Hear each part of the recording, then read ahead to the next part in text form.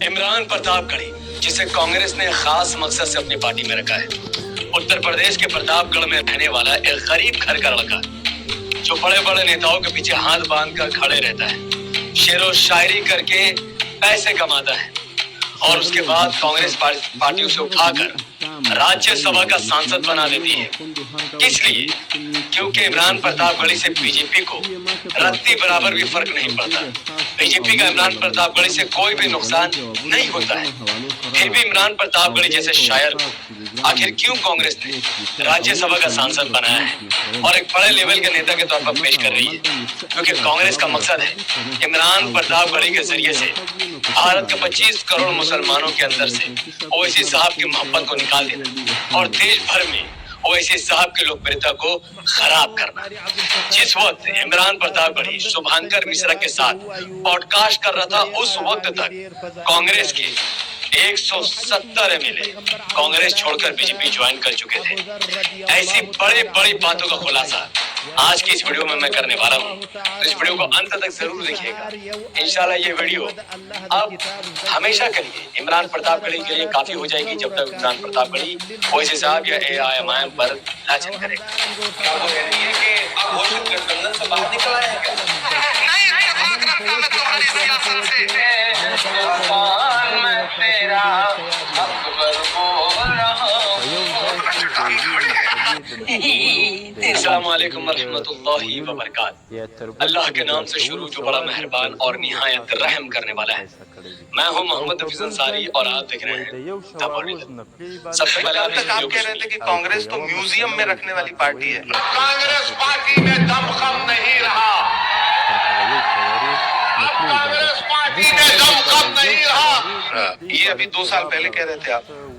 आपके छोटे भाई कह रहे थे कि मैं पूरे देश में मोदी के साथ मिलकर के कांग्रेस का जनाजा उठाऊंगा। बड़ी धूम से नरेंद्र मोदी के साथ इस कांग्रेस का जनाजा भी उठाऊंगा। स्टेटमेंट है मेरे पास।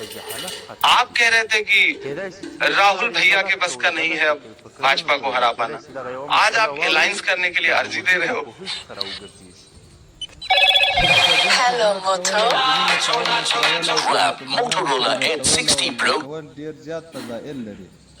इस वीडियो में इमरान प्रतापगढ़ी ने जो भी बातें असदुद्दीन ओवैसी साहब, इमाम और अकबरुद्दीन ओवैसी साहब के बारे में कही, वो सब के सब फर्जी और एक नंबर का झूठ है। जबकि असदुद्दीन ओवैसी साहब और अकबर ओवैसी साहब का जो बयान आपने सुना है वो 100% सच है। जैसा कि इमरान प्रतापगढ़ी ने कहा कि ओवैसी साहब ने कहा था कि कांग्रेस म्यूजियम में रखने वाली पार्टी है और राहुल के बस का नहीं है बीजेपी को हरा पाना। ये ओवैसी साहब ने तुक्का लगा कर नहीं कहा है, बल्कि वेल रिसर्च करके ये बातें कही हैं। जो कि 2014 से लेकर 2025 लगभग 3 चुनाव हो चुके हैं, 2014, 2019 और 2024। इन तीनों चुनाव में कांग्रेस बीजेपी को हराने में नाकाम रही है। गठबंधन करने के बावजूद भी कांग्रेस बीजेपी को नहीं हरा पा रही है। जो ओवैसी साहब की बातों को सच बताता है कि ओवैसी साहब ने सही कहा था कि कांग्रेस म्यूजियम में रखने वाली पार्टी है। और जहां तक राहुल गांधी का सवाल है कि राहुल गांधी के पास का नहीं है, ये सही बात है।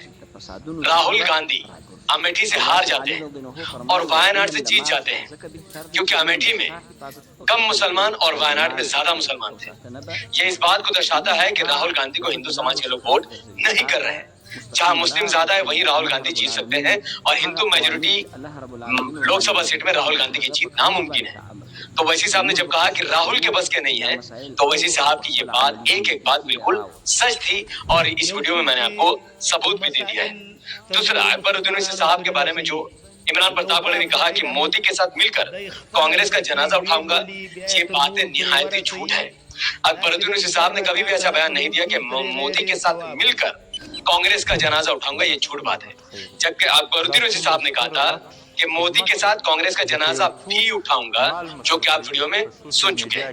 तो जाहिर है यहाँ पर मोदी का यानी बीजेपी का और कांग्रेस का दोनों का जनाजा उठाने की बात चल रही है। यहाँ पर सिर्फ फी का फर्क है, यानी मोदी के साथ कांग्रेस का भी जनाजा उठाऊंगा और कांग्रेस का जनाजा भी उठाऊंगा, जिससे साफ जाहिर है कि यहाँ पर बीजेपी और कांग्रेस दोनों को भारत में खत्म करने की बात की जा रही है, दोनों का अस्तित्व को खत्म करने की बात की जा रही है कि हम दोनों को पूरे भारत में हरा देंगे।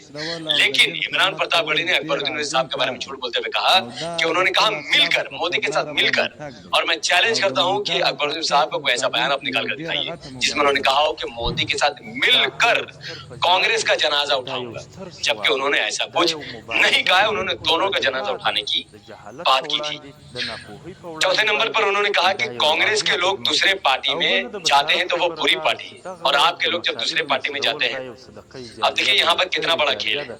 कांग्रेस के जो एमएलए होते हैं वो बीजेपी में शामिल हो जाते हैं, जबकि एमआईएम के 4 विधायक बीजेपी में नहीं बल्कि आरजेडी में गए, और दोनों में जमीन आसमान का फर्क है। यही फर्क एआईएमआईएम और दूसरे पार्टी में बनाता है, जहां एक तरफ कांग्रेस के 2014 से लेकर 2021 के बीच में 170 एमएलए कांग्रेस पार्टी छोड़कर बीजेपी पार्टी में ज्वाइन हो जाते हैं, और ये करीबन 17 राज्य में हुआ है।